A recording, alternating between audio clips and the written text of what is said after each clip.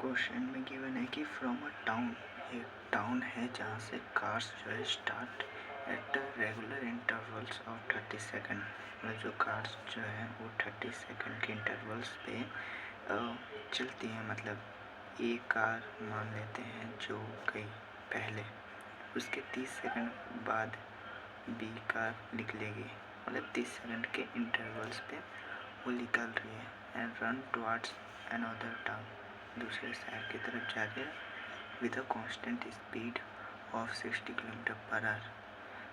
Constant speed पर, ठीक है, कांस्टेंट स्पीड पर वो जा रही है 60 किलोमीटर पर आवर की स्पीड से। At some point of time, एक ऐसा टाइम आता है जब all the cars simultaneously have to reduce their speeds to 40 kilometre per hour, कि वो सभी जो कारें हैं वो 40 किलोमीटर पर आवर की स्पीड कर लेते हैं बैड वेदर कंडीशन की वजह से, ख़राब मौसम होने की वजह से। So what will be the time interval between arrival of the car at the second town during the bad weather, मतलब जब वो सेकंड टाउन पे पहुंचते हैं उस समय बैड वेदर रहता है, ख़राब मौसम रहता है। इसका मतलब ये है कि उस समय भी 40 किलोमीटर पर आवर की स्पीड से वो लोग चल रहे होंगे। तो जैसा कि एक सिनेरियो इमेजिन करो कि जैसे कि तुम हो यहाँ पर और तुम्हारा ये दोस्त, ठीक है, ये 60 किलोमीटर पर आवर की स्पीड जा रहा है, ये कूदने के उन दोनों के बीच का गैप जो है वो एस है, केस 1। और तुम दोनों ने साइन बोर्ड देखा, ठीक है, ये तुम्हारा फ्रेंड और ये तुमने साइन बोर्ड देखा जिस पर लिखा था 14 किलोमीटर पर आवर कर लो, तो तुम दोनों ने एक साथ 40 किलोमीटर पर आवर किया, साइमल्टेनियसली दिया हुआ है, ठीक है। तो जैसे ही तुमने किया तो तुम दोनों का गैप तब भी तो उतना ही रहेगा ना, इसका डिस्टेंस जो है उतना ही रहने वाला है।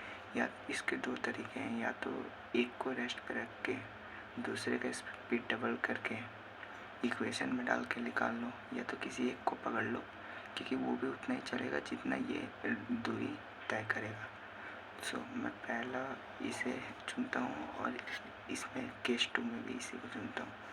तो एस मान लेते हैं ut प्लस में हाफ AT स्क्वायर, यहाँ पे दिया हुआ है कांस्टेंट स्पीड। कांस्टेंट स्पीड मतलब वो टाइम के साथ चेंज हो ही नहीं रहा है, इसका मतलब dv/dt 0 और dv/dt होता है एक्सेलरेशन जो कि 0 हो गया। तो ये इक्वेशन में पुट करते हैं पहले केस के लिए जिसमें 60 और 30 सेकंड का टाइम इंटरवल था। मैंने एक तरह से सिर्फ इसको पुट कर रहा हूँ, इसको तुम चाहो तो रिलेटिव मोशन की मदद से भी कर सकते हो। ये इक्वेशन 1, वैसे इक्वेशन 2 भी कर सकते हैं 14 × t प्लस में 0, क्योंकि इसमें भी कांस्टेंट स्पीड ही होगा सेकंड नंबर केस में। इन दोनों को इक्वेट करेंगे।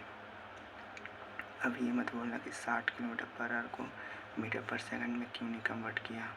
वो कन्वर्ट इसलिए नहीं किया क्योंकि यहाँ पे जो यूनिट आएगा, यहाँ पे जो यूनिट आएगा, ये दोनों तो कट जाएंगे, तो कोई फ़ायदा नहीं है, इसलिए मैंने इसको काटा 1:15, तो ये आ गया 45 सेकेंड। इसका मतलब जब वहाँ पे बैड वेदर कंडीशन था तब उन दोनों के बीच का टाइम इंटरवल जो होगा वो होगा 45 सेकेंड का।